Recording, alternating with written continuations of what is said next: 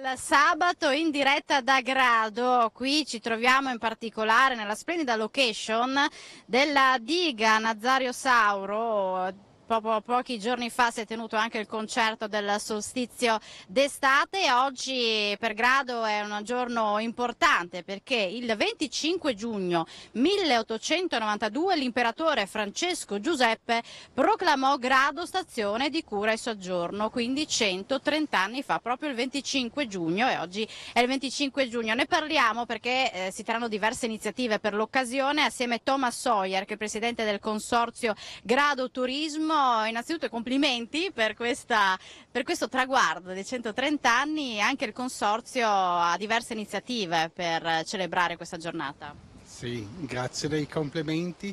Oggi per noi è una grandissima giornata.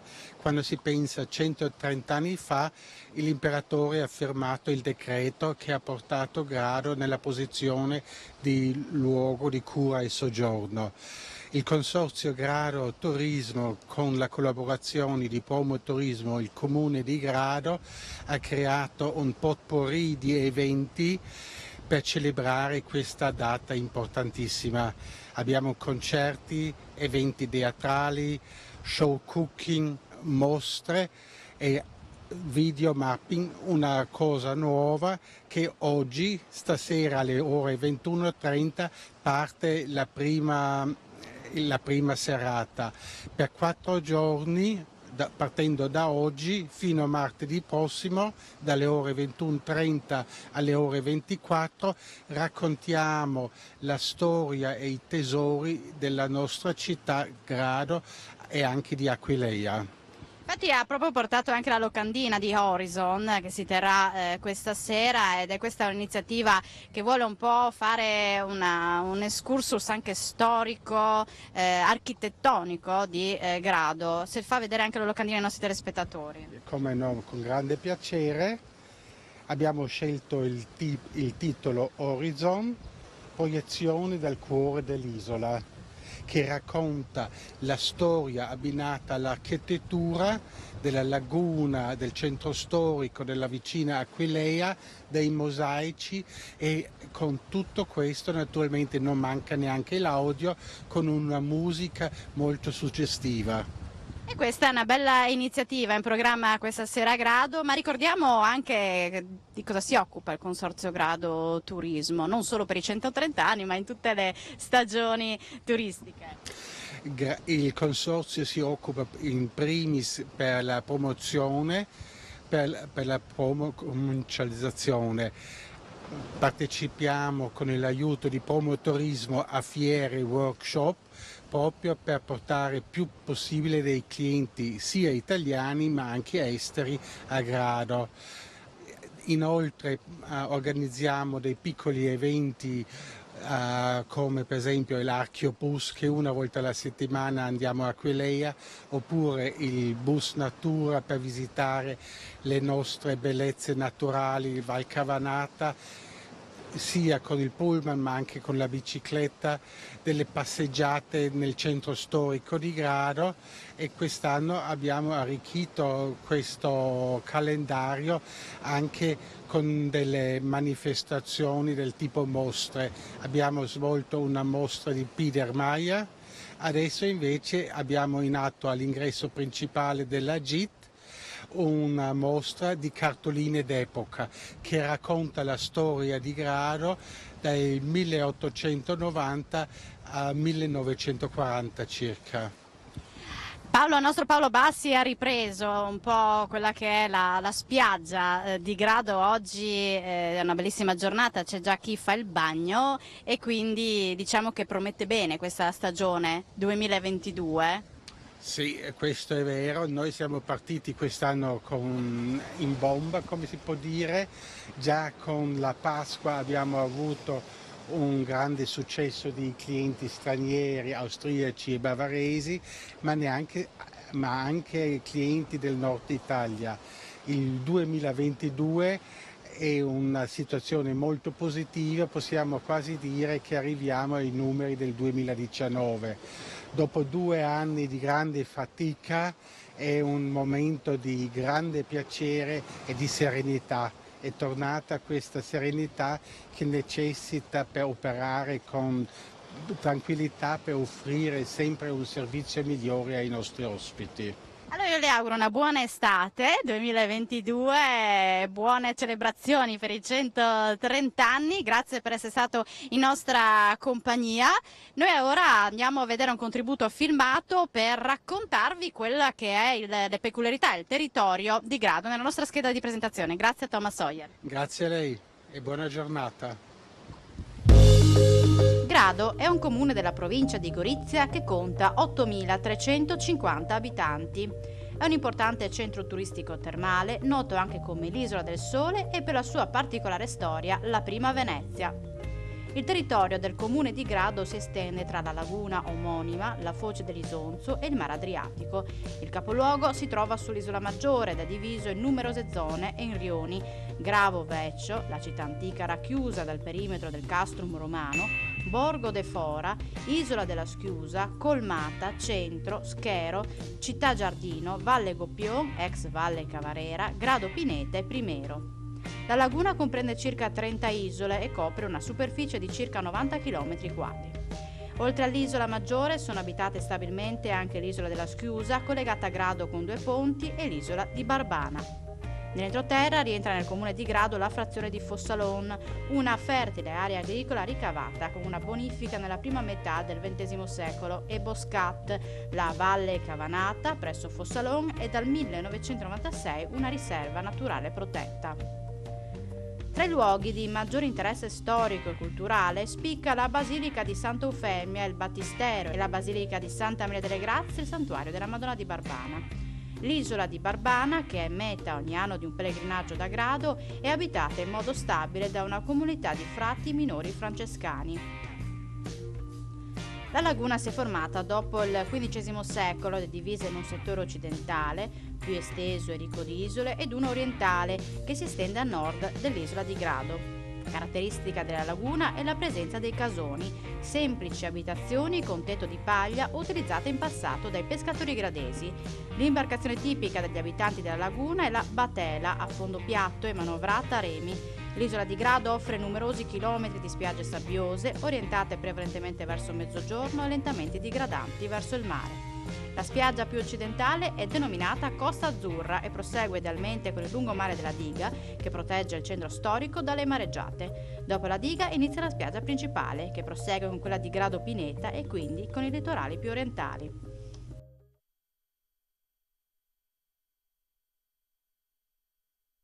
E come si suddivide nelle sue spiagge, nel suo territorio, ma vogliamo ricordare anche la storia di Grado. Oggi è una giornata importante per la località, l'abbiamo detto prima, il 25 giugno 1892 l'imperatore Francesco Giuseppe proclamò Grado stazione di cura e soggiorno, quindi 130 anni fa, e lo sa bene Antonio Boemo, giornalista, scrittore del libro Ricordare Grado, che proprio per l'occasione, ma diciamo che è un lavoro di 3 anni questo, hai voluto rivivere la storia con immagini dell'epoca. Sì, diciamo che sono partito ancora da prima, da una vacanza che ha fatto Ippolito Nievo a Grado nel 1856 e poi ovviamente 1892, che sono 130 anni fa, e sono arrivato essenzialmente fino agli anni 70 dello scorso secolo, con riferimenti attuali che sono immancabili. Quindi si va a ricordare un po' tutto, è un libro piuttosto sostanzioso, sono 300 pagine con più di 750 immagini. Il nostro regista Giandomenico Ricci farà vedere adesso nel PDF un po' quelle che sono le foto storiche di alberghi, ristoranti, attività, ma c'è un episodio, qualcosa che vuoi ricordare in particolare? Diciamo che la storia degli alberghi racconta la storia di Grado. I primi risalgono al 1895, quelli dei quali abbiamo trovato dei dati certi, però primi Novecento con le ville Bianchi famose, diciamo che da lì poi c'è stato lo sviluppo, c'è il Fortino che era qui vicino proprio, e quindi la storia passa attraverso gli alberghi, all'ospitalità, perché Grado è una località che è sempre stata conosciuta per l'accoglienza dell'ospite. Una volta ospiti erano soprattutto austriaci e bavaresi, ma austriaci in particolar modo, ma anche cechi e ungheresi. E adesso quest'anno sembra di essere ritornati un po' indietro nel tempo, nel senso che tornano a esserci anche cechi e ungheresi, anche di altri paesi, però diciamo il top è sempre l'Austria, questo è evidente. È un inizio di stagione non indifferente, anzi non dico se arriveremo a battere il record del 1979 in fatto di presenze, però se si continua così tutto dipende anche molto da quello che abbiamo qua sopra che ci sta scaldando. Se andiamo avanti così potremmo arrivare vicini a quel record. Stazione di cura e soggiorno, di cura anche perché il fattore importante qui sono le terme. Io ho ricordato in questo libro alcune tappe fondamentali. La prima è del 1873, quando un medico fiorentino, il dottor Barellai, valutò le proprietà terapeutiche della sabbia, del mare e anche dell'aria salubre e nasce il primo ospizio marino. Un'altra tappa importante è quella dell'acqua. La scoperta dell'acqua, fino al 1900 non c'era l'acqua qui. C'erano le cisterne che raccoglievi o andavi in Friuli a fare il baratto con il pesce magari per prendere la damigiana d'acqua. Questa era la realtà di una volta. Poi un altro fatto importante è il ponte. 1936. Fino ad allora tu partivi da Belvedere, poi arrivavi anche fino al limite del canale, ma non c'era il ponte. Hanno fatto questo ponte girevole e da quel momento è cambiato tutto, lo sviluppo è stato esponenziale, se vogliamo così. Antonio, facciamo una piccola pausa per la pubblicità, poi ritorniamo perché abbiamo 2 appuntamenti. No, rimaniamo qui e dopo la pubblicità ritorniamo perché Bene. dobbiamo dire che il 10 agosto presenterai il libro, quindi ci vediamo tra poco.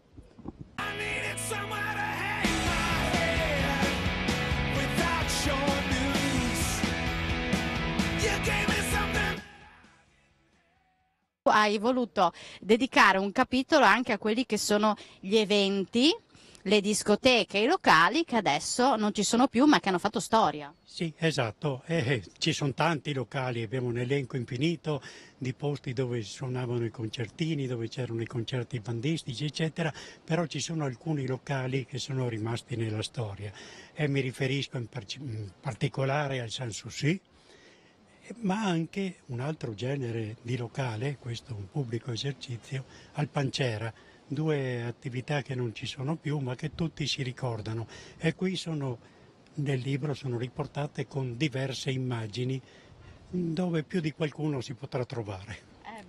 Assolutamente sì.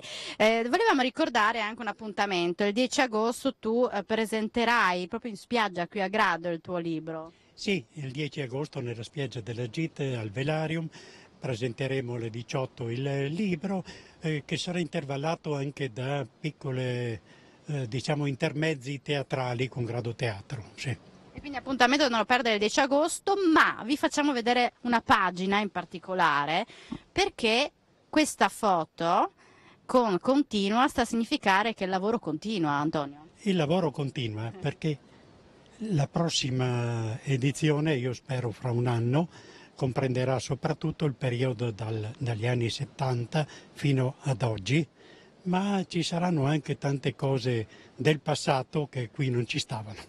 Assolutamente. Questo libro hai detto che lo lascerai a me, io lo terrò con cura, andrò a vedere anche diverse fotografie storiche che mi piace poi rivedere e vedere com'è cambiata la località negli anni. Ma per esempio la spiaggia, prima dicevo, sono 120.000 metri quadri di arenile suddivise in 4 spiagge. Tu hai detto la GIT, poi c'è Al Bosco, la Pineta e Costa Azzurra. Mi sono dimenticata di una. Quale? Il Banco d'Orio è un banco sabbioso che difende la laguna dal mare, ma in realtà è una spiaggia che la raggiungi solamente in motoscafo, ma è affollatissima, non è attrezzata, è naturale. Sì, un po' selvaggia, si può dire così. Sì, ma sì. Ecco. Ma volevo chiederti come sono cambiate le spiagge negli anni? Com'è cambiata? Allora, quest'anno se vai nella spiaggia principale, quella gestita dalla GIT, tu vedrai che hanno allestito un piccolo reparto di tende perché inizialmente nelle spiagge c'erano le tende, che troverete anche qui dentro diverse immagini.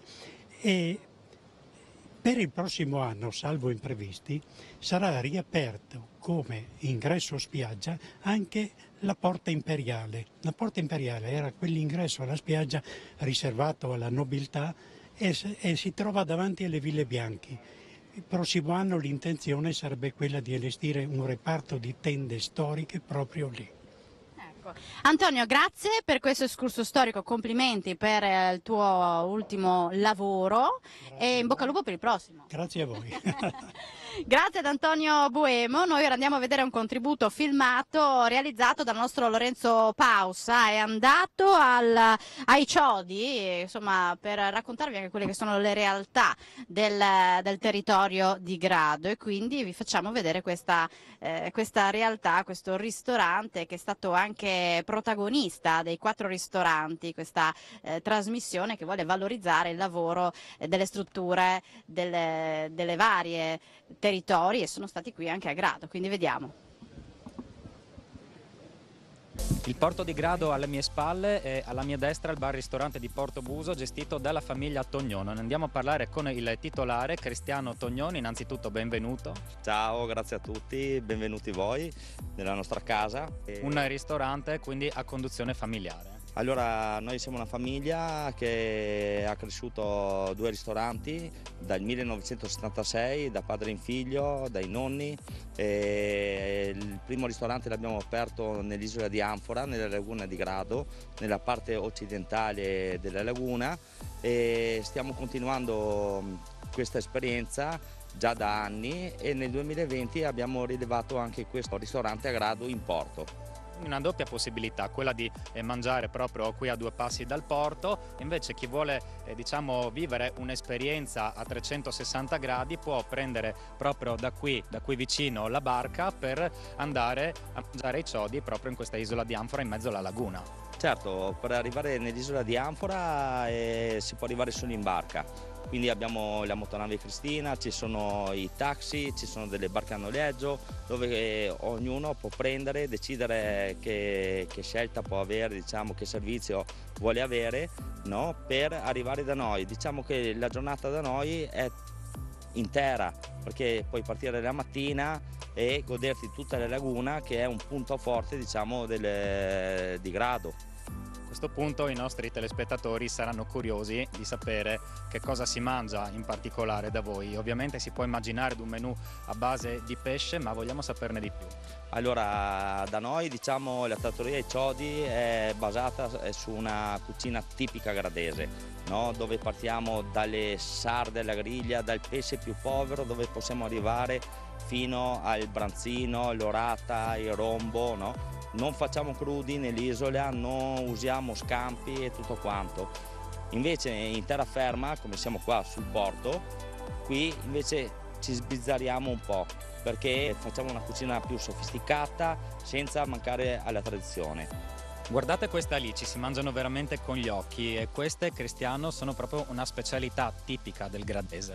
Vengono salate, diciamo, di solito nel periodo di settembre, perché vengono prese in agosto, quando sono più grasse e tutto quanto, vengono messe sotto sale, vengono pressate bene e durano tutto l'inverno, e dopodiché vengono pelate piano piano. Questo era un lavoro fatto dalle famiglie gradesi, soprattutto dalle signore. Ed eccoci dunque finalmente alla specialità di oggi, che è il boretto. Di cosa si tratta? Allora, il boretto è pentola, piatto tipico gradese, pentola al raveso, aglio bruciato, olio di semi, pesce invenduto, mangiato senza pomodoro e versato nel piatto.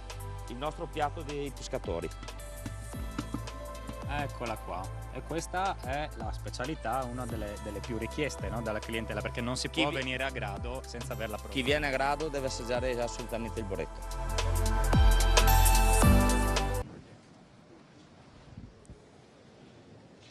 Grazie a Lorenzo Pausa, che sarà fatto un bel pranzetto assieme a Paolo Bassi. E ora vi raccontiamo di un'altra realtà e di altre iniziative. Parliamo di Grado Attivo assieme ad Andrea Zucchetto, che è l'amministratore, ma qui con noi c'è anche Agostino Doriano. Partirei però con Andrea per presentarci quelle che sono le attività di Grado Attivo.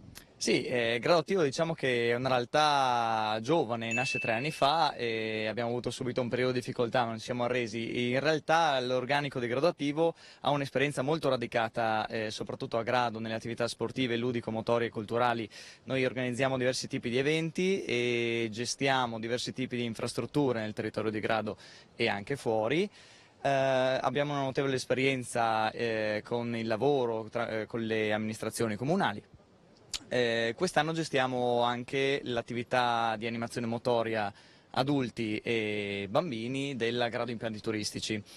Oltre a questo organizziamo sempre per conto del comune delle attività sportive nelle varie spiagge e durante l'anno, non ci fermiamo solo durante l'estate, durante l'anno abbiamo anche diverse iniziative più grandi, maggiori, come per esempio il foot golf, che andremo poi a sviscerare un pochino, e la marcia del panettone il 26 dicembre, e eventi di questo calibro. Quindi si riesce un po' a destagionalizzare, riuscire a portare eventi anche in inverno, non solo in estate? Ci stiamo provando tramite, come dicevo prima, diverse strutture che gestiamo, cerchiamo di prolungare il lavoro estivo lungo i mesi autunnali e invernali.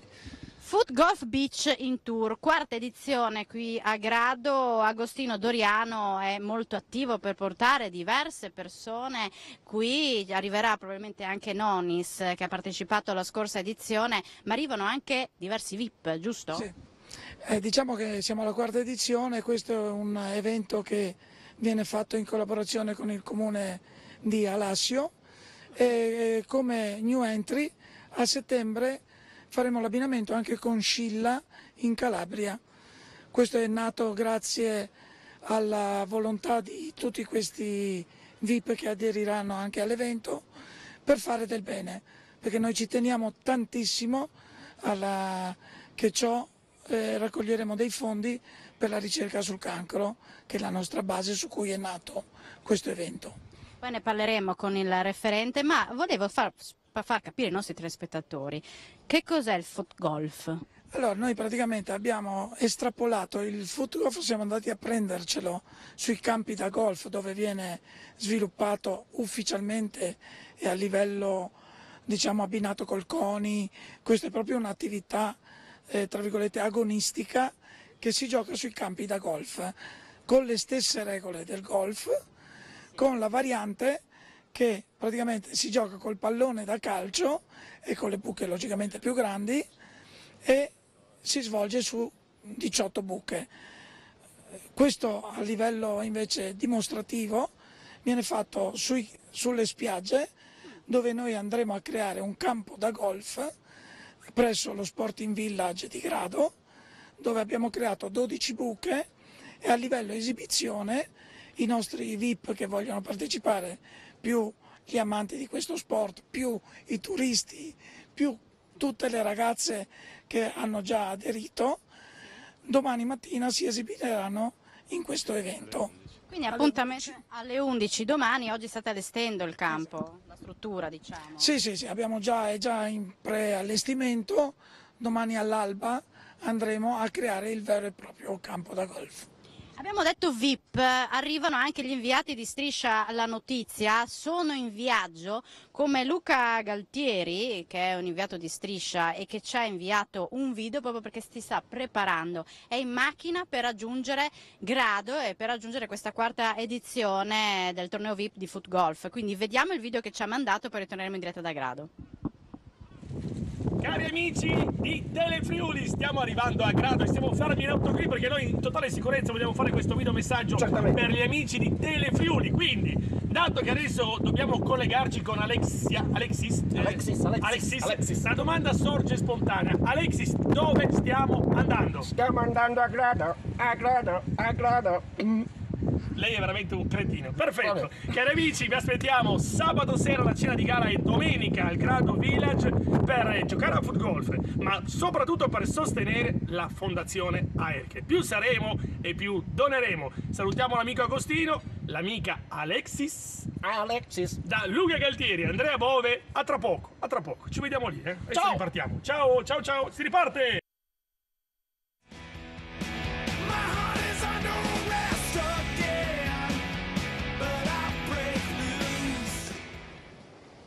Bentornati al campanile del sabato in diretta da Grado. Siamo rimasti con la presentazione della quarta edizione del torneo VIP di Foot Golf con il saluto, la partenza dell'inviato di Striscia la Notizia Luca Galtieri, ma non è che saluto naturalmente, ma non sarà l'unico ad arrivare, giusto? No, sono previsti Moreno Morello, che è l'altro inviato di Striscia, sempre molto vicino all'AIRC. Dopo abbiamo Evaristo Beccalossi, Canuti Nazareno, Paolo Monelli. Questi sono alcuni ex giocatori di Serie A che sono sempre stati vicini a questo evento. Dopodiché c'è il campione uscente Nonis, che quest'anno ci ha riconfermato la sua presenza e quindi lo aspettiamo pronti a sfidarlo in questa sfida che avverrà domani mattina. Bravo lui, sportivo il Becker. Veramente, è veramente sportivo e l'anno scorso ci ha dimostrato anche delle buone doti tecnico-tattiche di questo gioco. Quindi insomma è interessante anche vederlo all'opera vicino a tutti questi VIP e i campioni sportivi. Invece volevo presentare anche Marco Perelli, che è responsabile AIRC, per capire anche quella che è l'importanza di questo tipo di iniziativa per la raccolta fondi. Sì, buongiorno. È bene ricordare che effettivamente queste iniziative sono fondamentali perché aiutano a sostenere la ricerca contro il cancro. La ricerca fatta dei passi da gigante ha consentito di aumentare l'aspettativa di vita dei malati in maniera esponenziale. Si arriverà prima o poi, continuando su questa strada, a sconfiggere molte delle tipologie di cancro più aggressive. Quindi è fondamentale il supporto ovviamente dei donatori che intervengono in iniziative come queste, dei volontari di AIRC che organizzano insieme a associazioni come Grado Attiva e altre questo tipo di eventi, e naturalmente tutto questo va a favore dei ricercatori. Io ho avuto occasione di conoscerne alcuni, fanno un lavoro straordinario, le donazioni vanno a finanziare progetti che vengono valutati da specialisti, scienziati internazionali indipendenti. Decidono quelle che meritano di più di essere finanziate in maniera assolutamente scientifica, quindi sono soldi ben donati, ben spesi, quindi invito tutti, visto che siamo anche in periodo di dichiarazione dei redditi, si può donare il 5 per 1000 a costo zero sostanzialmente, a farlo a favore di AIRC, il codice fiscale di AIRC è facilmente rintracciabile da internet.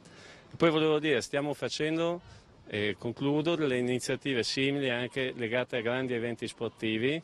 Io è già 2 anni che regato a favore di AIRC, siamo campioni italiani in carica di classe UFO e faremo delle cose grandi legate anche al mondo della vela che verranno annunciate a breve. Quindi insomma c'è anche una buona risposta, sia per quanto riguarda le iniziative sportive ma anche di partecipazione al dono. Sì, devo dire che c'è un grande entusiasmo, sta cambiando molto in Italia, in particolare in Nord Italia, l'attitudine verso le donazioni, perché c'è maggiore fiducia rispetto a dove vanno a finire questi soldi e le persone hanno capito che sono soldi ben spesi. State pensando a spostarvi, a fare altre tappe per quanto riguarda questa bella iniziativa sportiva? C'è anche Trieste, possiamo annunciarlo? Cioè, sì, state studiando, cercando di farlo? Stiamo studiando un'iniziativa appunto legata al mondo della vela. Sapete che Trieste è un po' la capitale della vela italiana, ci sono tantissimi campioni, Lavasco Vascotto, Mauro Pelaschier che è di Monfalcone, Rizzi che è friulano invece, diciamo c'è una risonanza mediatica legata a questi grandi eventi del mondo della vela che può aiutare moltissimo nella raccolta fondi. E questo è molto, molto importante. Ringrazio Marco Perelli ma soprattutto Agostino Andrea che hanno pensato a questa bella iniziativa, tant'è che questa sera c'è la cena di gala, giusto? Chi ne parla? Tu? Sì. Sì, il Foot Golf come l'abbiamo pensato è composto in 2 sezioni. La prima sezione appunto è questa cena di gala che quest'anno si terrà al Laguna Palace Hotel, dove tutti questi VIP appena citati parteciperanno, e sarà la prima tranche dove verranno raccolti i primi proventi per la donazione. Dopodiché domani seguirà direttamente il torneo di Foot Golf on Tour. Agostino, Come si riesce a organizzare un evento come questo? Voi siete arrivati alla 4ª edizione, però insomma non è facile, bisogna avere contatti, portare le persone, riuscire ad avere il sostegno dell'amministrazione comunale, insomma non è così semplice. Diciamo che è una macchina bella tosta da organizzare. Noi per questo evento sono circa 6 mesi di lavoro, di cui tra contatti, collegamenti e vedere le location giuste, bloccare i giusti personaggi. Non è facile di questi tempi, però visto anche per la finalità, diciamo, c'è la collaborazione da parte di tutti, qui a grado anche dell'amministrazione comunale, che ci ha dato subito l'appoggio in toto da qualche anno a sta parte, che ci permette di far bella figura. Possiamo chiedervi quanto siete riusciti a raccogliere negli anni, nelle scorse edizioni? Allora, diciamo che siamo andati in un crescendo dai 3, 4, 5, l'anno scorso abbiamo sfondato il tetto dei 5.000 euro. Insomma, va bene, partire da qua, poi insomma di edizione in edizione bisogna anche riuscire a portare vicino sempre più partecipanti e sempre cercare di promuovere, no, questo tipo di iniziativa. Noi siamo qui anche per farlo. Poi c'è questa Luca Gualtieri, che è di TG Events, che vi fa anche lui da supporto per promuovere l'evento. Esatto, lui, diciamo, è il nostro cavallo da battaglia, perché prima di tutto insieme con Marco Dottore sono i creatori del Foot Golf Beaching Tour, e questa è una cosa per noi molto importante. L'altra cosa, grazie a lui e alla TG Events, ci fa girare a livello nazionale questa promozione di questo evento, che poi durante questi mesi verrà proposto e riproposto, dando appuntamenti di volta in volta. Andrea, mi sono dimenticata prima di chiederti in quanti siete per quanto riguarda appunto l'associazione Grado Attivo. A Grado Attivo le teste sono 3, ma la fortuna è di avere tanti ragazzi, tanti giovani che si affacciano al mondo dello sport, al mondo dell'organizzazione degli eventi, per cui siamo anche noi un numero sempre crescente, esattamente come magari le attività che partecipano alla donazione a questi eventi benefici.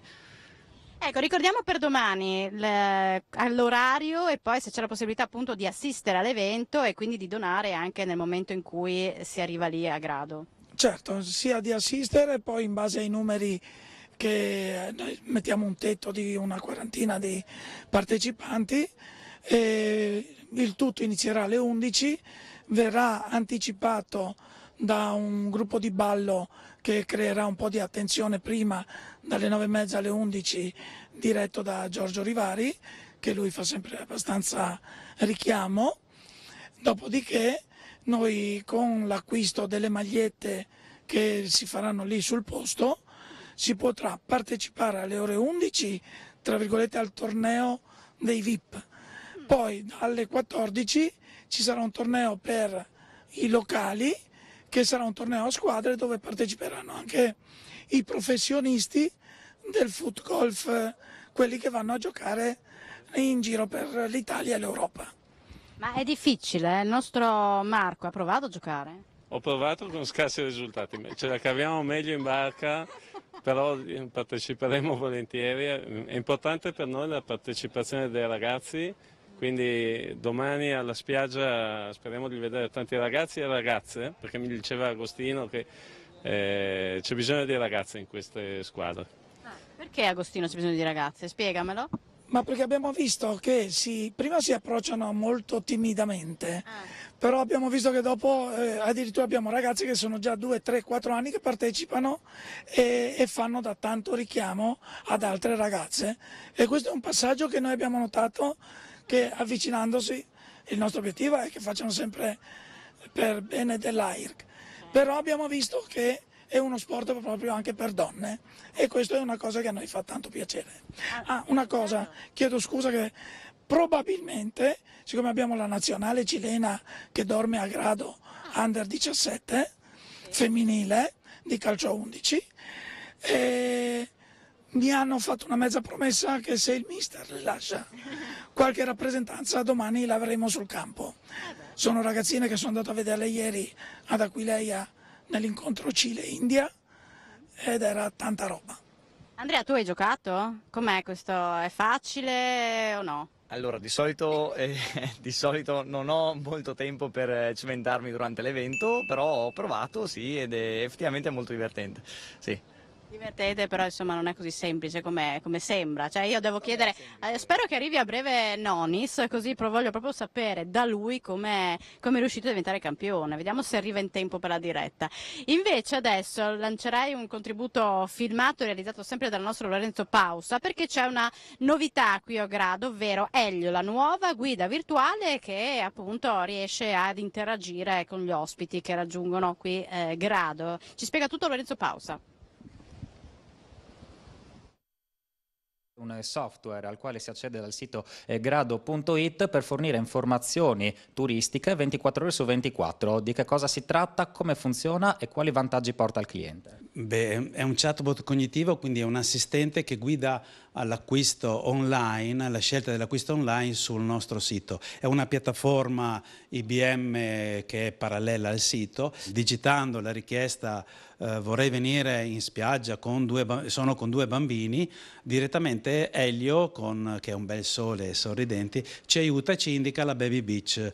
Se poi scrivo dove posso parcheggiare, dove entro e dove posso parcheggiare, Elio ci aiuta a parcheggiare vicino e soprattutto in maniera green, evitando appunto lunghi percorsi con l'automobile, ci dà il tracciato a piedi. Cosa vuole essere questo bel sole sorridente che è proprio Elio? Vuole essere uno strumento per venire in vacanza con il sorriso, rilassarsi e usare la tecnologia per rimanere veramente soddisfatti di una giornata a Grado o di più di una giornata a Grado.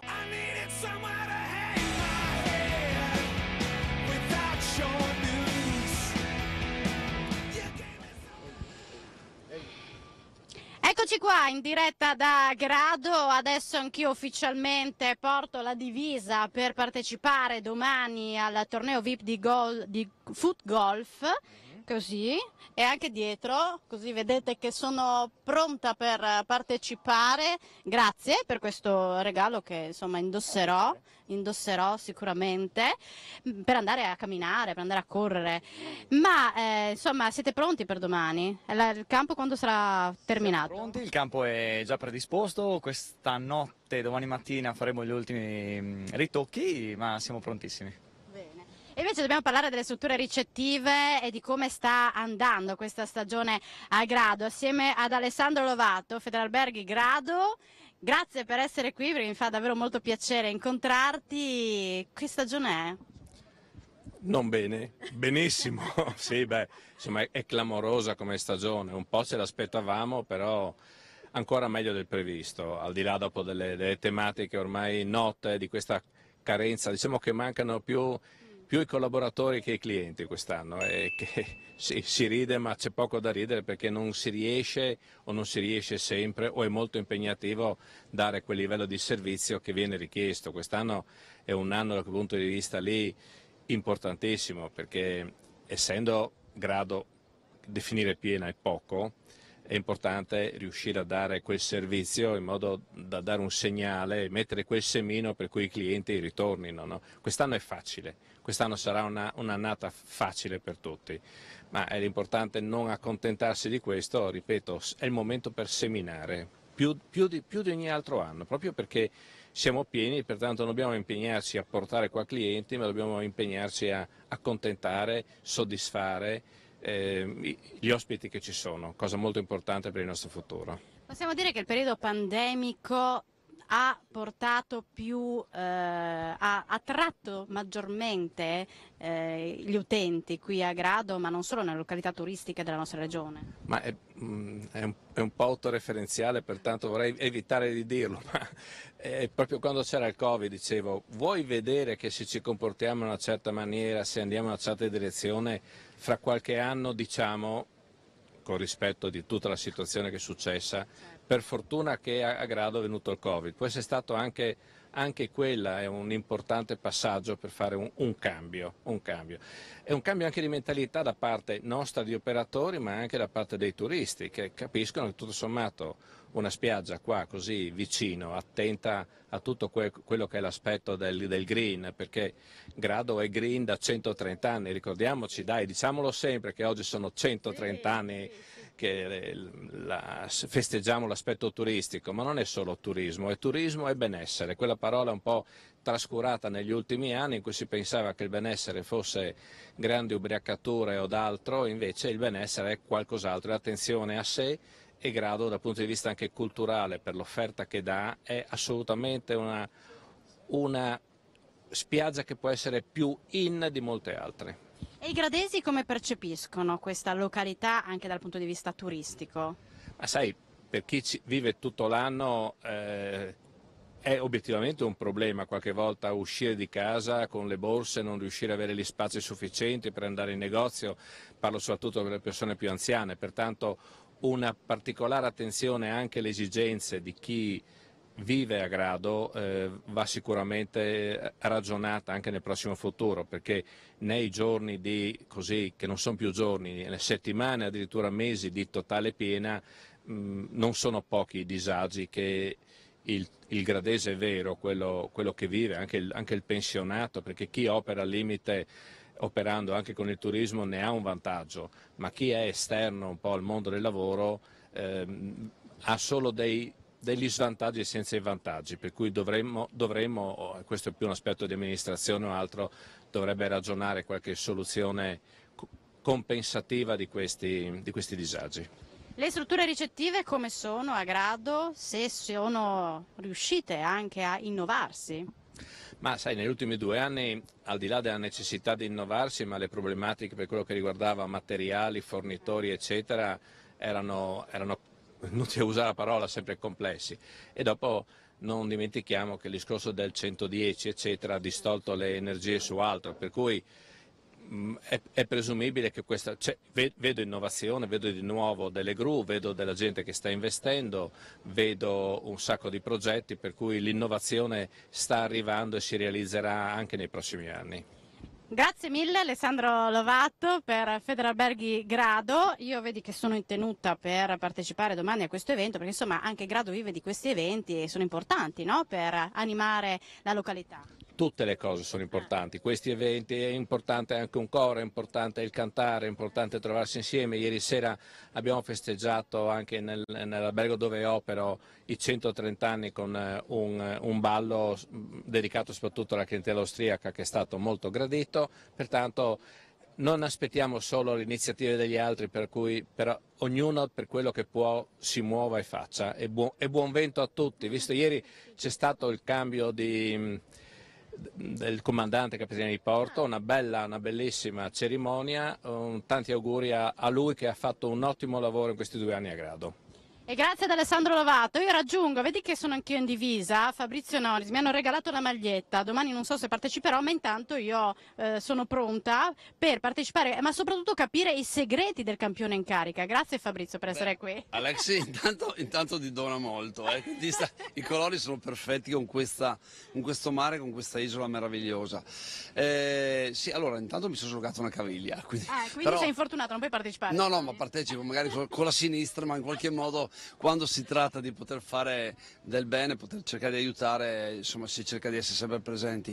Devo dire che Luca Galtieri, Moreno Morello e tutta l'associazione e anche Grado ci teneva, e allora quando ci sono queste iniziative, sai, si molla un po' tutto e si cerca di dare una mano, perché dico sempre che se si può aiutare non si fa mai del male. Quindi fare del bene non porta mai male, quindi per quello che si può, insomma, sei Alex. Ma non ti sapevo così sportivo, mi hanno detto che sei stato bravissimo e sei il campione in carica. Qual è stato il segreto del successo? Veramente non lo sapevo neanch'io, l'anno scorso mi hanno detto devi fare questo, questo e questo. Io l'ho fatto, alla fine io non ho neanche contato i colpi, li ha contati la squadra avversaria e poi è arrivato lì Luca e mi fa ma ti rendi conto che hai chiuso la partita con 6 colpi meno degli altri? Io ho detto no, io ho solo buttato il pallone dentro la buca. Mi sono divertito tanto perché poi si ritornano tanti amici, no? E quindi quello è sempre lo scopo. Quando poi riesci a fare, ripeto, non voglio dilungarmi, quando fai del bene, sei in compagnia, poi sei in un posto meraviglioso, perché ricordiamoci che adesso i nostri ormai affiliati e affettuosi e affidati telespettatori di Telefriuli, ormai ci seguono, te e ovviamente in particolar modo, e non si smetterà mai di dire quanto il Friuli Venezia Giulia sia qualcosa di straordinario da riscoprire e quanto anche questa isola di Grado sia qualcosa di un'eccellenza a livello geografico e anche diciamo turistico da apprezzare. Quindi ben venga. Anche per chi non ci vede solo in Friuli Venezia Giulia, venite pure a fare le vacanze qui in questa regione perché è meravigliosa. E Fabrizio Nonis, Beccher è bravissimo a promuovere il territorio della regione, grazie alle tue trasmissioni, poi mi viene sempre l'acquolina in bocca perché poi sei proprio prima del telegiornale, quindi quando mi preparo per il telegiornale ti guardo e quindi davvero sono fatte molto bene le tue trasmissioni, ma tu sei bravo a promuovere il territorio grazie anche ai prodotti enogastronomici del nostro territorio. Sì, sai, mi risulta anche facile, Alexis, perché quando comunque, sai, io promuovo tanto il Veneto e il Friuli Venezia Giulia perché ho il papà veneto e la mamma friulana, quindi ti risulta anche facile crescere in un territorio che capisci le potenzialità e la ricchezza che ha. Avere i prodotti, devi solo comunicarli e cercare di far capire che c'è una connessione perfetta fra food, wine e turismo e ospitalità, perché comunque questo è territorio di grande ospitalità, anche di gente che ospita con grande cuore. Una cosa sola. Ti ringrazio per il fatto che segui le mie trasmissioni.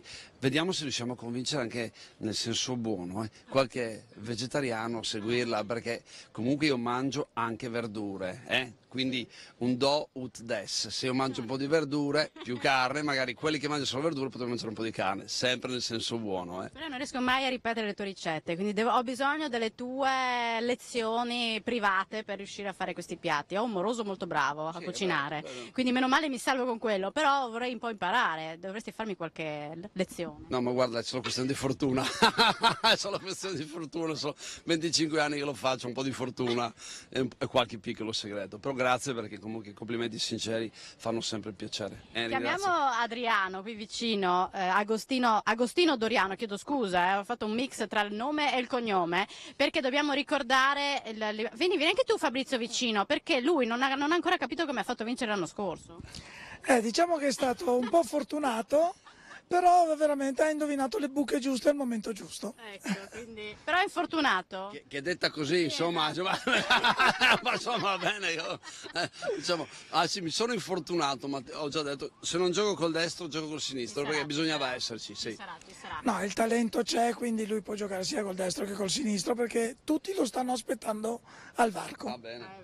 Anche perché lo vogliono battere, il campione uscente. Sì, c'è specialmente Luca Galtieri e Moreno Morello che hanno detto se c'è Nonis noi veniamo. E lo battiamo. Sì, ma guarda che mi vado in campo col coltello sto giro, ma per tagliare il ballon di quei altri... Ragazzi, complimenti, vi auguro una buona giornata domani, che vada bene, che sia un successo. Ringrazio Grado, ringrazio tutti gli ospiti che hanno partecipato a questa trasmissione, grazie a Fabrizio Nonis, grazie ad Agostino, a Grado Attivo in particolare, tutta l'organizzazione che ci sta dietro, grazie a Paolo Bassi che è qui con me oggi in diretta da Grado, la regia di Gian Domenico Ricci. Venite a Grado perché è davvero bella e si sta bene, oggi è stata una bella mattinata in compagnia dei rappresentanti della località. Grazie a tutti per l'attenzione e buona giornata.